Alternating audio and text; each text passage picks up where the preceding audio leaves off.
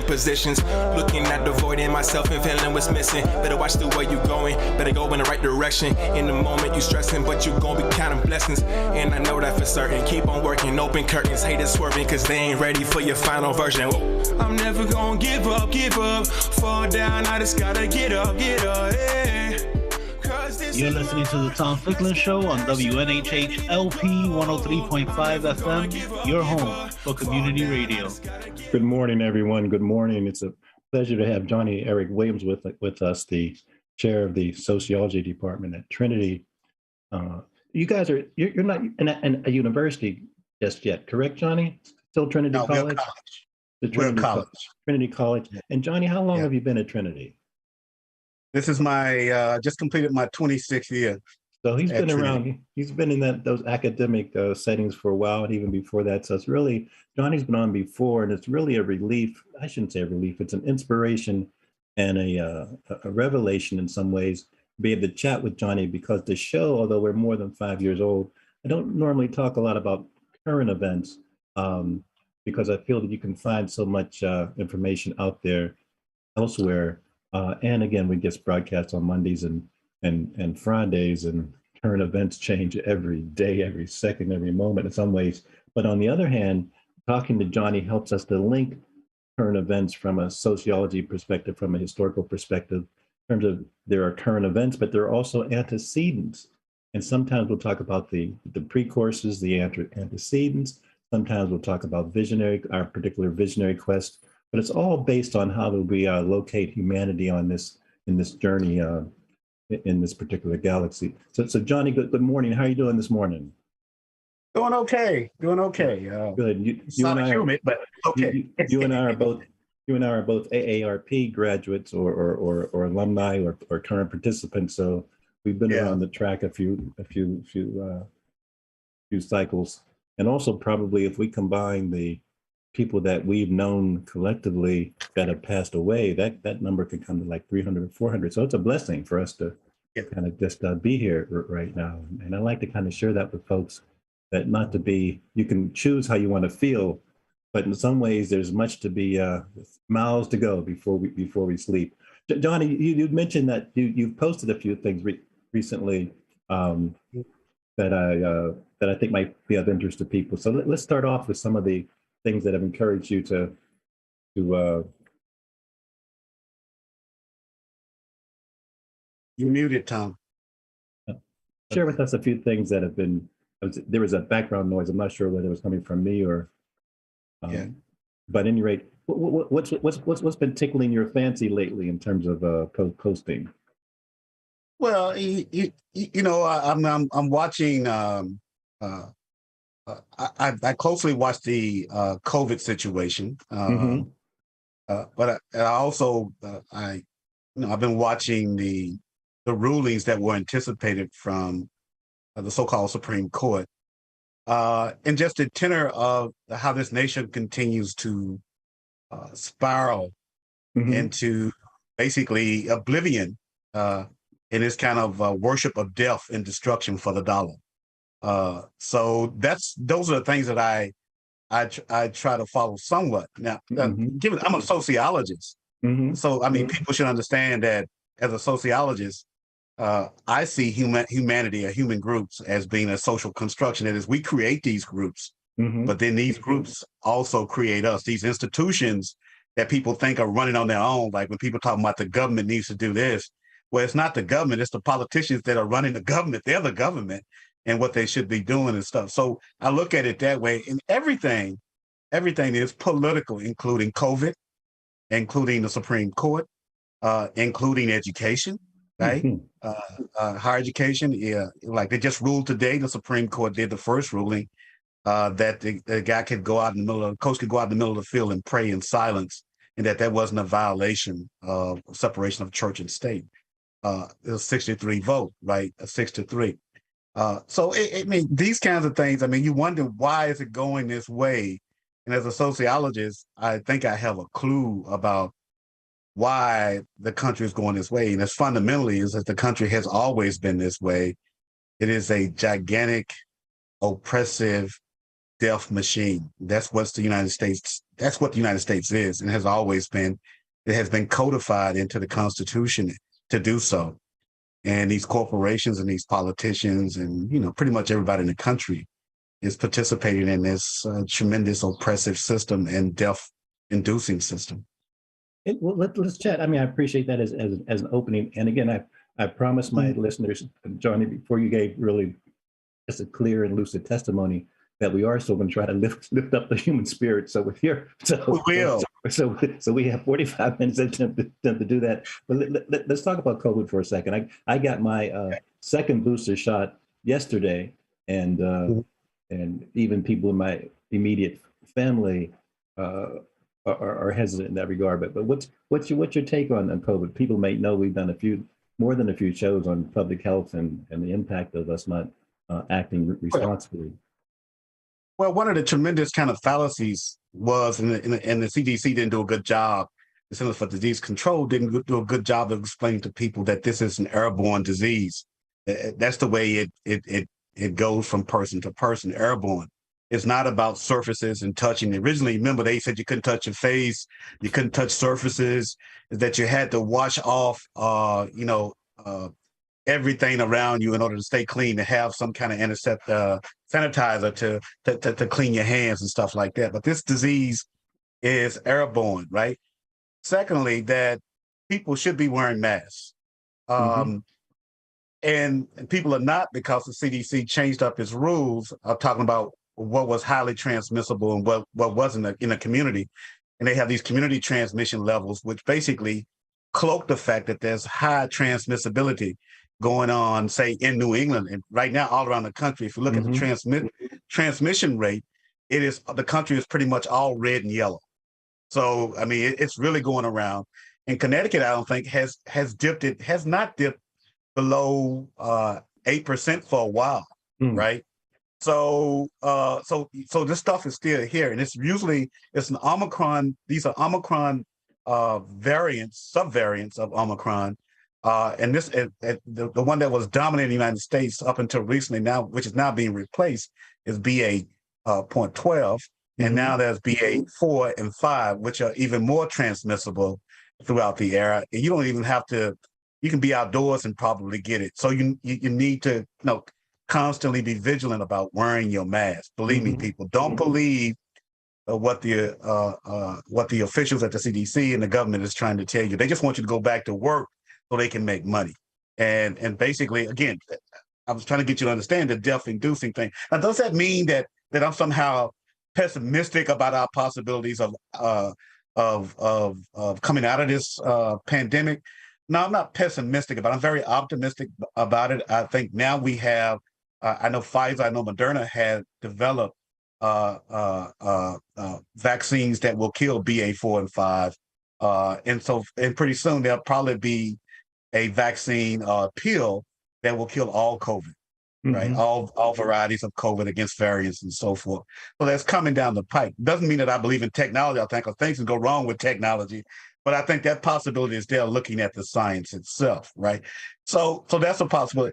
And the benefit will be is that the people who initially, when COVID started, were dying at disproportionate rates from it and catching it because they were declared essential workers, poor people primarily, particularly Black, white and indigenous poor people and Asian poor people and Latinos, right? So they were dying disproportionately, and the Black community was doing that also. But we are now not dying disproportionately. The numbers are starting to be even. And there even seems to be an incline towards people who believed in the Trump kind of dialogue in the beginning, that we were okay and that it was okay not to wear a mask, get infected and stuff like that. So now the people who are getting infected are primarily people along the line who support the Republican Party, conservatives, the right wingers, as they say in this country, are basically getting it at this higher rate than the people who were initially getting it and so forth. That's because we had tremendous outreach and people are not so vaccine hesitant. Now, regarding the getting the boosters, I think you should get the boosters. It can't hurt. I've got all 4 shots. I got 2 boosters and I got the two beforehand. I switched up the last booster. I got the Moderna because it's probably more long lasting. But given that they're coming out with another booster that will deal with Omicron, the subvariants, right? I'll get that booster too when that comes out. So I think people shouldn't be hesitant about it. It's not having any kind of deleterious effect. If anything, if you catch COVID, you will probably have some effects that linger throughout your life from it. You'll be 2.5 times more likely to develop a cerebral hemorrhage, right? A stroke, all right, a heart attack, 2 times more, stuff like that. So you gotta take these precautions now. Don't get it. If you do get it, make sure you have the shots, which will remediate that somewhat. And again, in my young age, that's what I said. Yeah, I was driving because there was an event on the Green here in New Haven, Caribbean Festival, and the Griffin Hospital, their mobile unit. So I jumped right in there and got it. Johnny, tell me, in terms of your, again, being a sociologist, why this COVID situation has impacted your energy and your attention span. I'm curious about how you see the connection between sociology and this current pandemic. Simply because the way this disease has been transmitted and basically affected people has been along class, racial, and international lines, right? The people who were getting it and still getting it internationally are poor countries, right? People who are being exploited by the G7, that is the group of 7 nations, the Europeans, the Americans, and the Japanese and stuff. And so it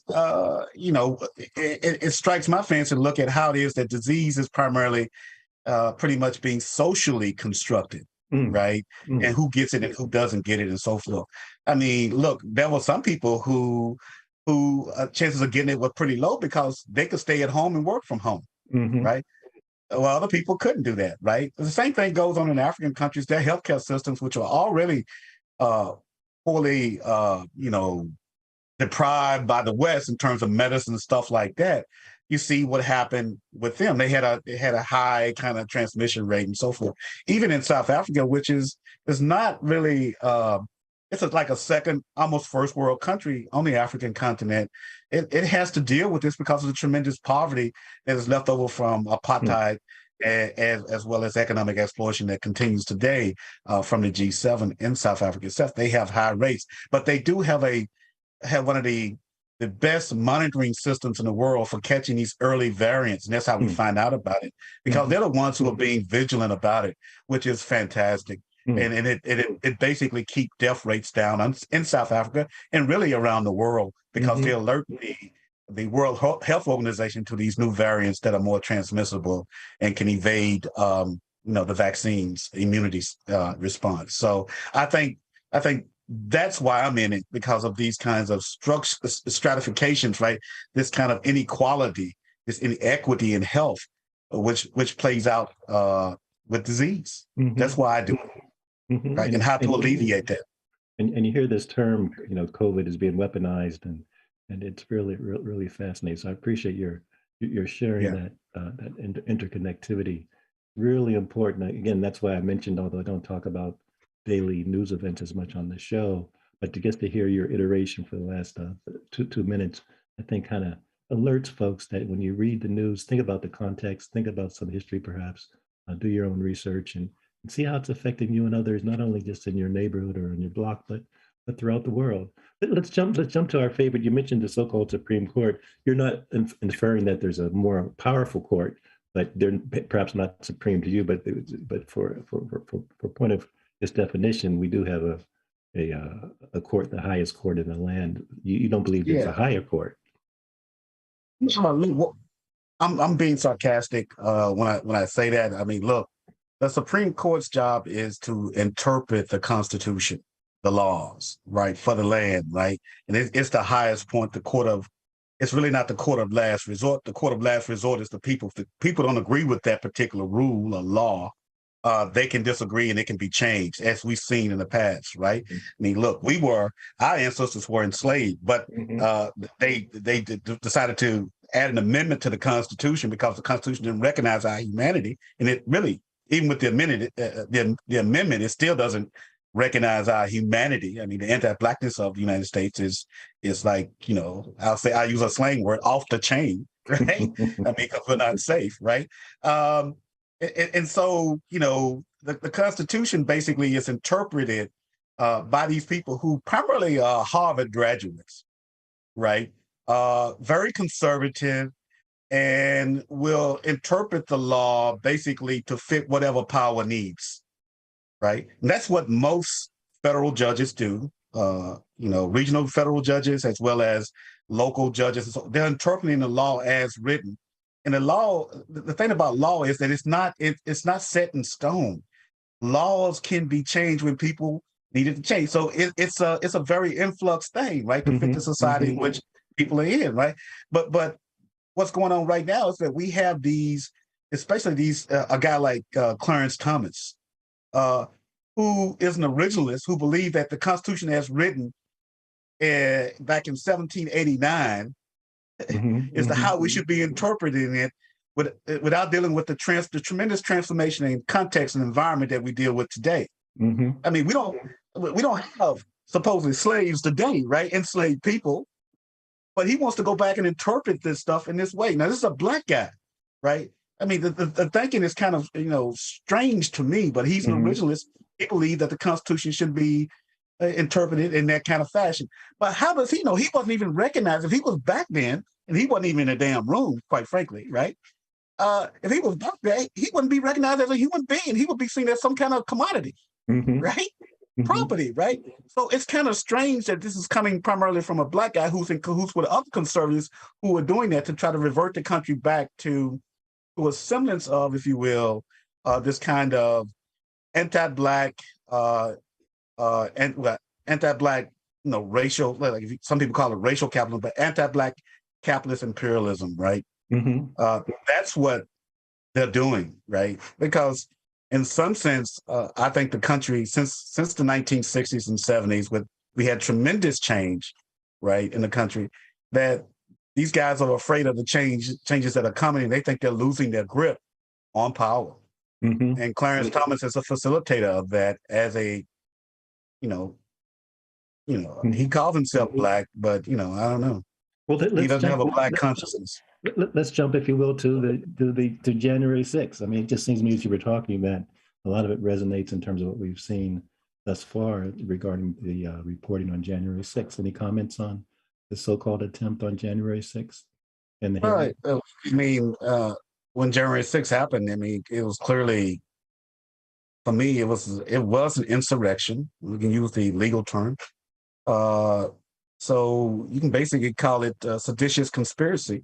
And the people who led it in the Congress right now, blocking change in the Congress and in the Senate, and they should be removed from office, and they should never be allowed to hold office again. That's the least they could do. Since it was so violent, I mean, really, I mean, it's not treason because we're not at war, but if it was, I mean, some of these people need to be in jail. Yes, people die. I mean, they should be in jail for a little while. Well, if you give them 20 to 30 years, they should be in jail for what they did. I mean, it was an attempt to overthrow the elected government of the United States. And when you mention the Supreme Court and presidential politics, my mind often goes back to Bush v. Gore, which in my mind was really the first coup. I mean, there's this attempted coup on January 6th, but Bush v. Gore was a coup. We don't want to call it that or recognize it as such. Yeah. And if you recall, most people were saying that, I mean, look, this was a fight, quite frankly. And the January 6th thing is a fight between elites, right? Most of the American people have no bone in the fight, right? Because, I mean, they're fighting over power, right? All we have is this mythical idea of a vote, right?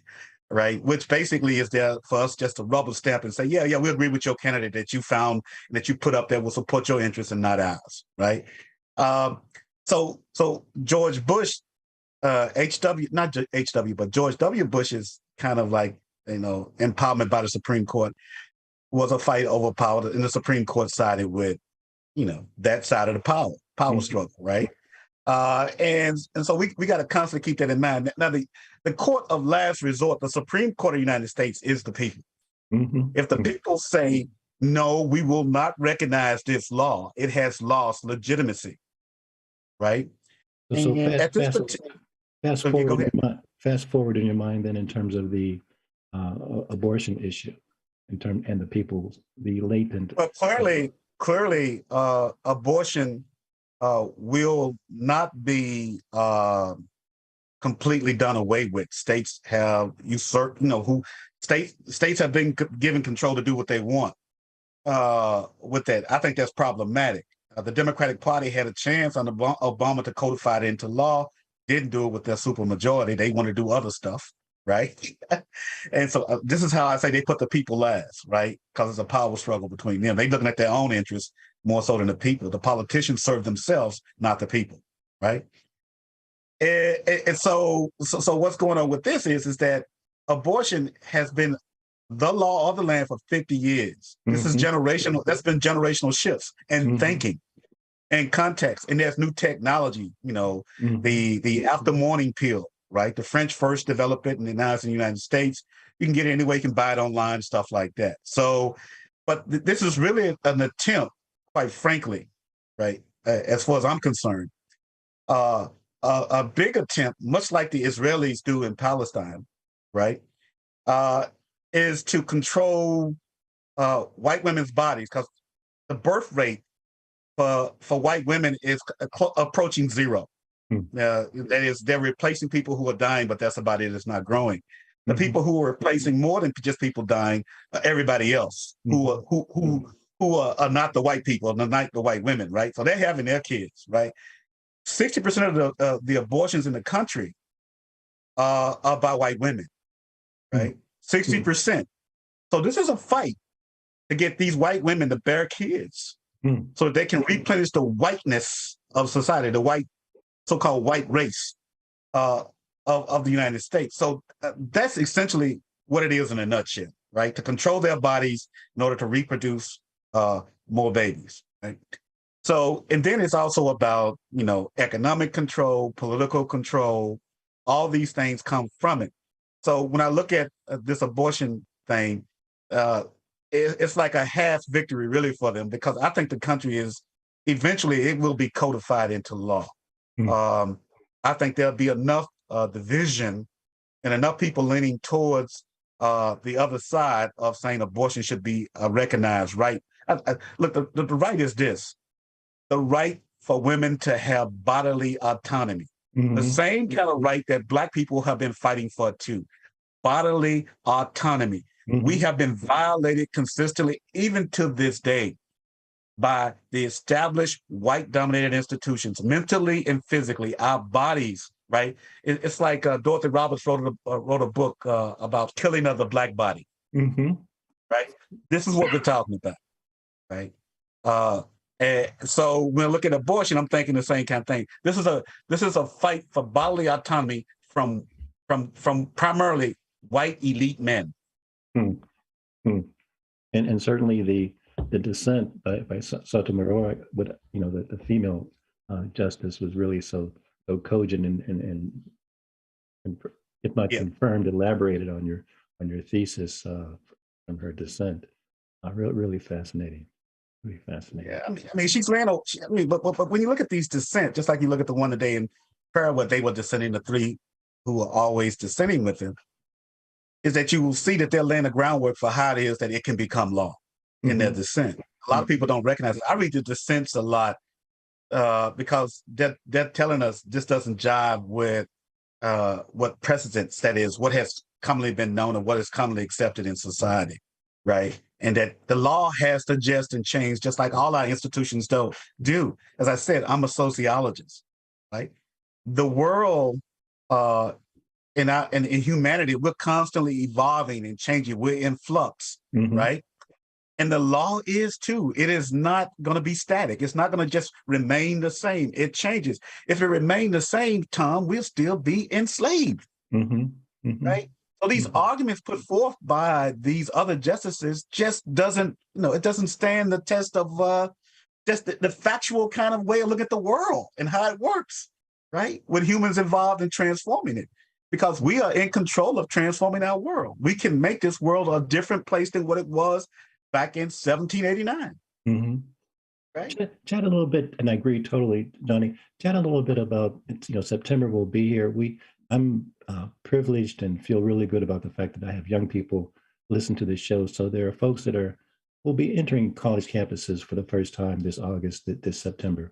What do you want to kind of say to them as they pursue this knowledge quest? Because although you and I are young in spirit, we still try to keep our body in shape. But it's the next, when you mention the next 20, 30, 40 years, we may be here, but we might not. But what do you want to say to some of the young folks and the young brilliant minds that are entering these campuses this August, this September? Well, look, I mean, first of all, recognize that these institutions are hostile territory, especially if you're Black, Latino, Asian, and Indigenous. They're hostile territory, right? And then if you are a woman in these other this category, it's probably even triply, doubly hostile to you getting the knowledge that you're seeking, right? The knowledge isn't just in the classroom, though, right? You need to read. I know a lot of young people today are aversive to reading, right? But the professors don't sign you to readings just because they're trying to punish you. And you're not reading to take a test, right? You're reading to develop the ability to question the official story, to say this just doesn't add up, the logic, right? So the role of an education is to get you to go beyond what you're being taught, to think critically about the world, right? And what I mean by critical is to question what the official story is. Because oftentimes, as a sociologist, you hear this coming from us constantly, things are not as they appear to be, right? So you get one story, right, that's from the officials of power who say it's this way, when in actuality it's another way, right? So have you ever, like if a person is at an institution and somebody all of a sudden that person submitted their resignation and the official sent out a letter saying this person is leaving to pursue other interests and blah blah blah. Now that person was fired, right? Right? Well, why was that person? I mean, it's questioning the official story.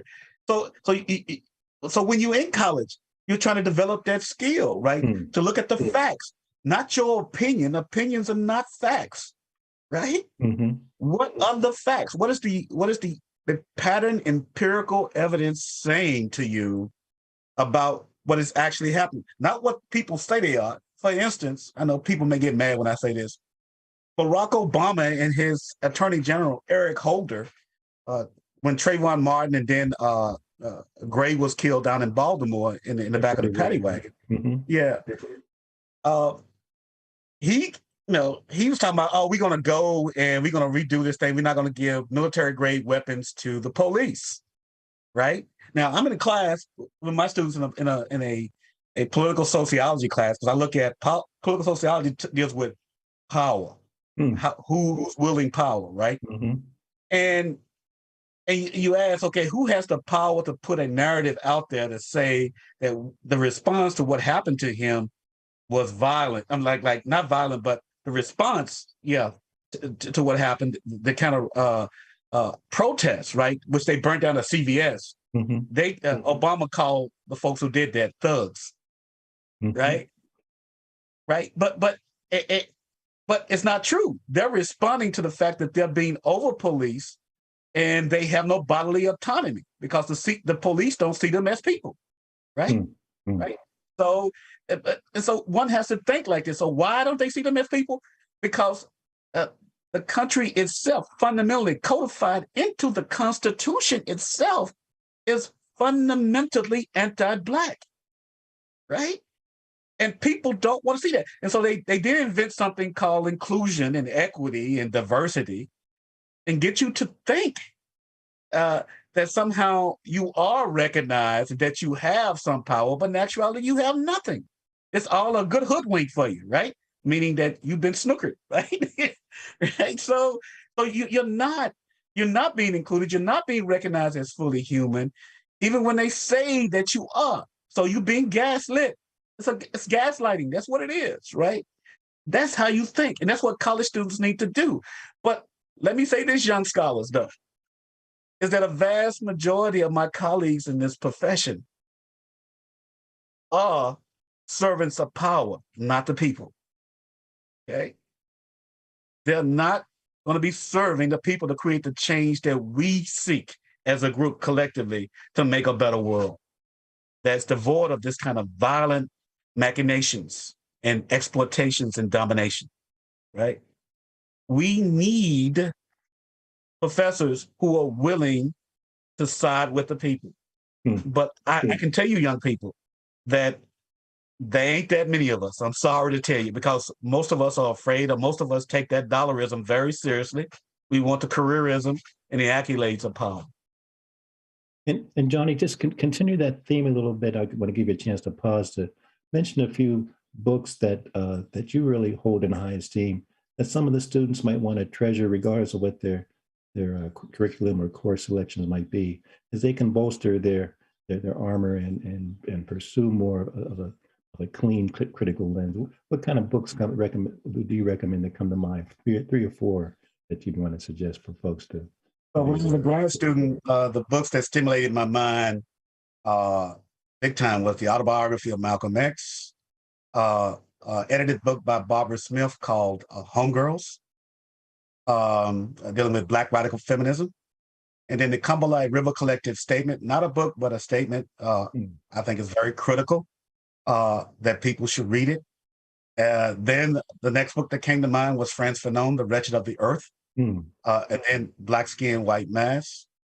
And then that was Du Bois's book, Suppression of the American Slave Trade, which I read, which was also pivotal in getting me to think in different kinds of ways, like a sociology, because W.B. Du Bois was a sociologist. And then just recently, books that you can look at that are recent, that are good.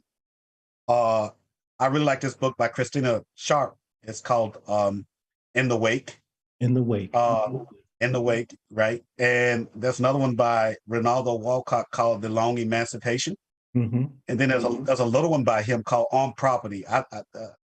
Three excellent books.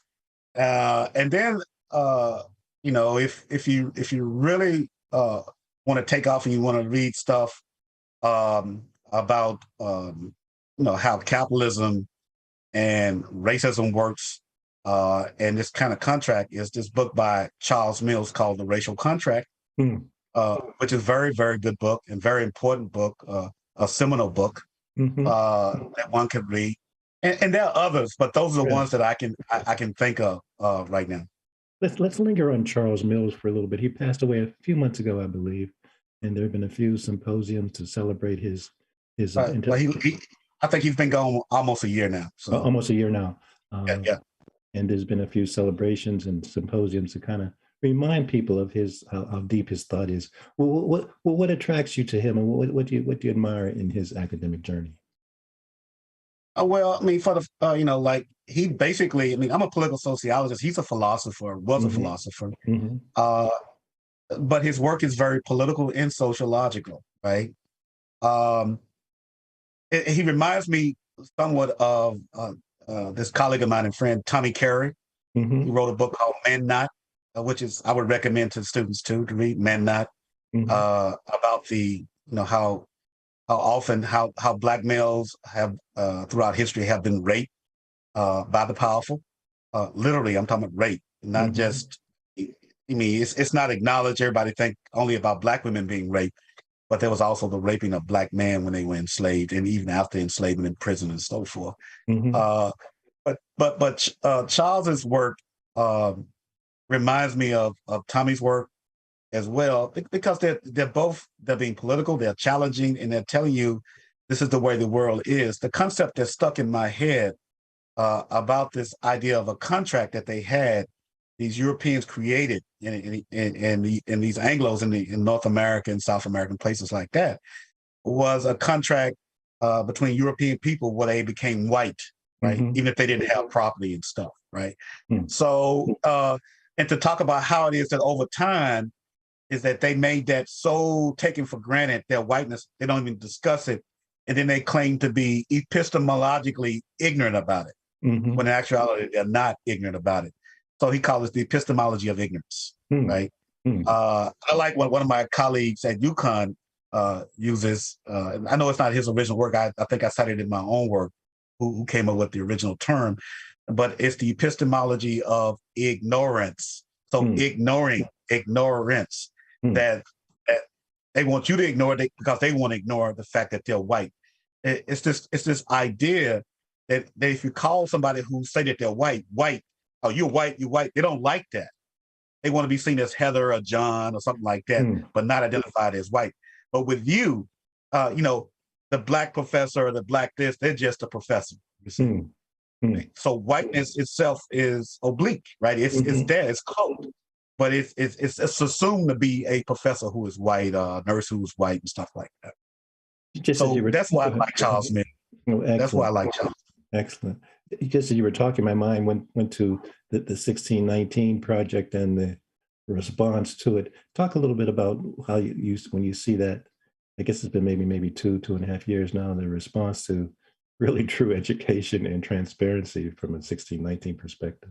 I think, I'm trying to be as direct as I possibly can because I think that project itself, she's a journalist. There were many Black historians who refused to sign off on it because there are some inaccuracies in it. First of all, 1619 wasn't the first time we arrived here on this particular continent called Turtle Island by the native people, right? That's the way I refer to it, Turtle Island, right? And so it began way before that. And so she took as the starting point for this process of our presence here from the moment of the slaveocracy, right? We weren't slaves before. We became slaves, right? Enslaved, right? And so it becomes problematic. It's an important tool just to get people to think about things. But the reaction is that the country itself, as I like to tell my students, if you think about a football field, you got the 50-yard line, the left-hand side and the right-hand side. Politics in the United States begins deeply on the right side of the field, say at the 5-yard line. That's where politics began. It's totally on the right side of the field. If you advance the football to the 6, they call you a lefty, right?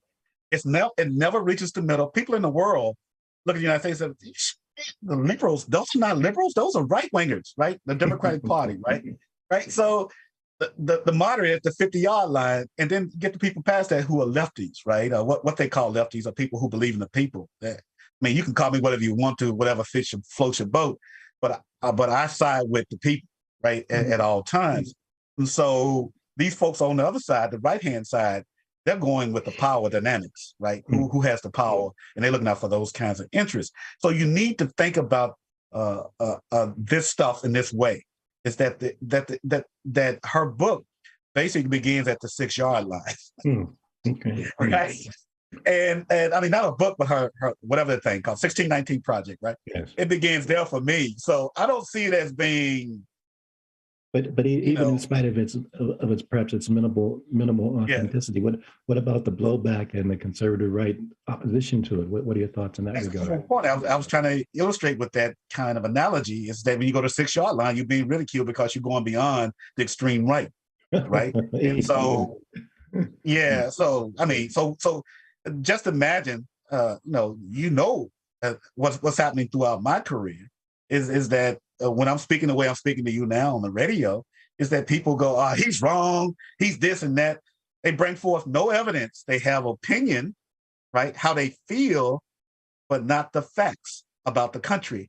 and about how it is that people interact on a daily basis and why they're interacting that way through these various kind of structured experiences that lead us to this place of death and oppression. Mm-hmm, mm-hmm. Johnny, we have about 15 more minutes, so let's as thoughts cross your mind, and as the flash of the spirit moves you, jump in and share. I wondered, talk a little bit about your some of the books you've produced and created and manufactured and shared. What might also be on your plate in terms of academic productivity moving forward? Well, look, I mean, if you want to read, see my books, you can just type in my name, as they say, Google it. And I have a lot of articles, a lot of op-eds too, mainly in trying to think critically about the world and to be informed, because I'm being informed as I write about the people. And then I try to inform others who don't know, and I learn from them too. Mm-hmm. So, I mean, I don't know everything, but I do know this is that that learning is a dynamic process. It's not just this kind of, I spew out the knowledge and you take it in and take a test. That's not the way it works. You want to actually go out and use the knowledge to transform the world into a better place for all humanity on this planet, right? And life itself, right? So what I'm working on now, as you know, I'm broadly trained. I work in the areas of science, religion, politics, social movements, culture, media, race, like a whole bunch of other stuff. I mean, I deal with a lot of Palestinian stuff, a lot of, I just call it the movement for Black Lives, but it's not Black Lives Matter. Now I don't deal with that, but the vast, more grassroots movement for Black Lives, which is ongoing and continuous. It has always been a movement for Black lives in the United States. And so, I'm a part of that process. We can just call it as what intellectuals like to call it, is the Black radical tradition. I'm a part of that tradition. That's where I see myself. And so what I'm doing is I'm turning my critical lens as a sociologist now away from my last book, which was dealing with genetics and genomics. And genomics is basically all the genes we have in the body and how we make sense of them within a class, racialized, patriarchal, heterosexual society. How do we make sense of it? How does it cloud our application and understanding of genetic processes in the human body? And so, right, so I did that. Now I'm turning my critical eye towards sociology itself. I'm looking at, I'm writing a book with Pilgrave. I mean, it's long overdue. It was due about 5 years ago. Right now I'm on chapter 3, but I just finished a chapter on sociology as an anti-Blackness agent. Sociology as an anti-Blackness agent. Blackness agent, yeah. Sociologist. And this book is called The Persistence of White Sociology, right? Sociology itself, as we know it today, came out of Europe, and it was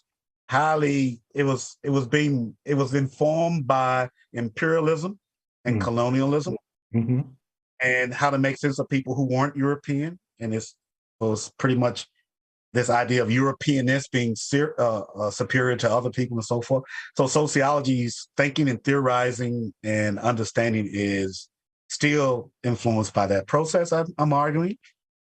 And that I'm actually showing how we are trained into that particular thought and the methodologies of maintaining that imperialism and colonialist kind of mentality and racist mentality, starting from undergrad all the way to grad school, to getting your PhD, to even having a PhD and doing what we do today as sociologists. Most sociologists are courtiers, and what I mean by that is that they are basically people who work with power in power's interests, right? And not to transform the world to a better place for all people. And so I'm critiquing that part of us in that particular book. There's a book coming out in September that makes a comparison between the United States and Israel and their treatment of Palestinians during COVID, in the United States, treatment of people in this country who are racialized and poor in this country, and South Africa, and how they dealt, how the disease itself, you can see that the correlation between the two. That's coming out. That's called global racial capitalism COVID-19. So I'm doing that, but I'm also doing other stuff too. So I'm well, tease us a little further. Drop a little tease. Give me one more sound bite. Okay, so if you go to this this online magazine, it's you get access to it. I don't know if you can get access to my article though, but it's called. I wrote it with this colleague at UConn, David Embred, about what we need is an insurgent Black studies, right?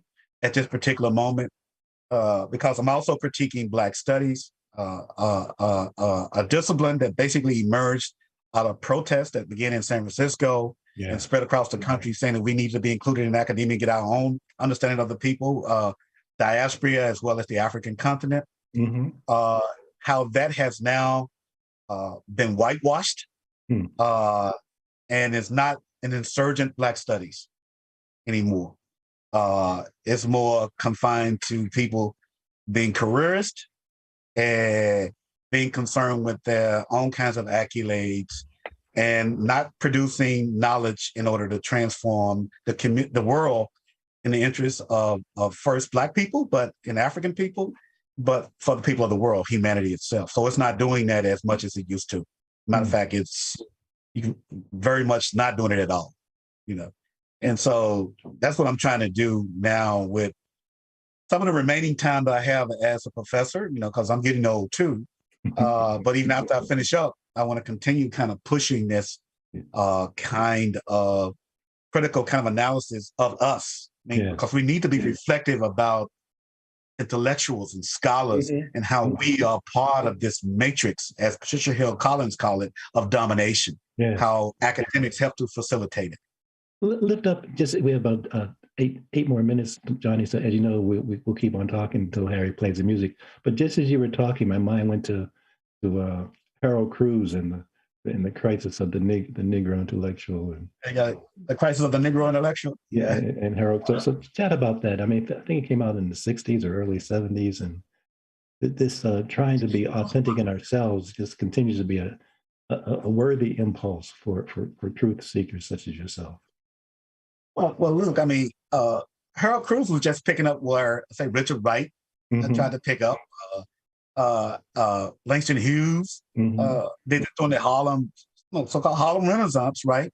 To try to get us to think about this. James Baldwin picked it up, right? But it's just not confined just to Black people. It's just, the question is what is the role of an intellectual, right? Right. My former colleague and friend Jerry Watts wrote about that, right? About intellectual heroes, about Ralph Ellison, right? You know, these are things that we have to, I mean, we are a human creation that is scholars, right? And intellectuals and artists, right?